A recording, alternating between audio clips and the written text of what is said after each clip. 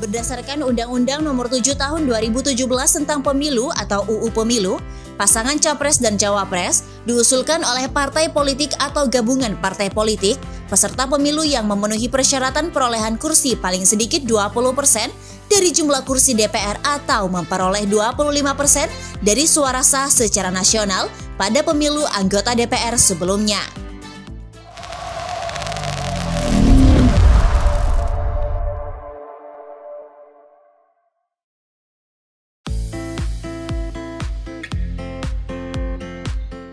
SMRC sebut pencalonan Ganjar tingkatkan elektabilitas PDI Perjuangan. Dilansir dari Antara Jakarta, Direktur Riset Saiful Mujani Research and Consulting atau SMRC, Denny Irvani mengatakan keputusan PDI Perjuangan mengusung Gubernur Jawa Tengah Ganjar Pranowo sebagai bakal calon presiden dapat meningkatkan elektabilitas partai tersebut pada kelompok pemilih kritis.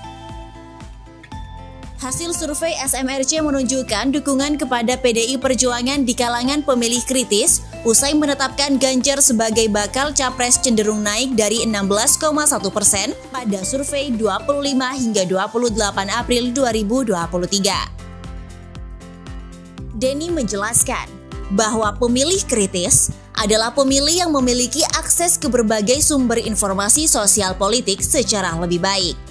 Karena mereka memiliki telepon sehingga bisa mengakses internet untuk mengetahui dan bersikap terhadap berita sosial politik.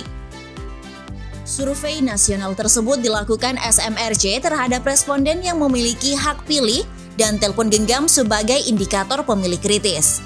Sampel survei itu dipilih melalui metode Random Digit Dialing atau RDD dengan responden sebanyak 1.021 orang. Margin of error survei ini diperkirakan kurang lebih 3,1% pada tingkat kepercayaan 95%, asumsi simple random sampling. Wawancara dengan responden dilakukan lewat telepon oleh pewawancara yang telah dilatih.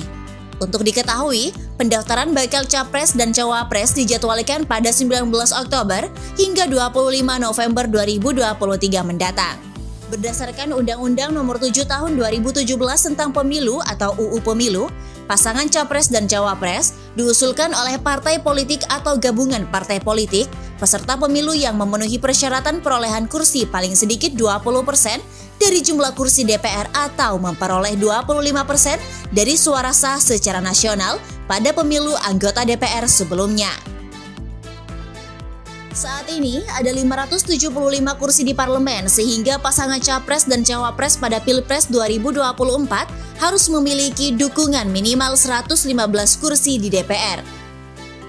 Bisa juga pasangan calon diusung oleh parpol atau gabungan parpol peserta pemilu tahun 2019 dengan total perolehan suara sah minimal 34.992.703 suara.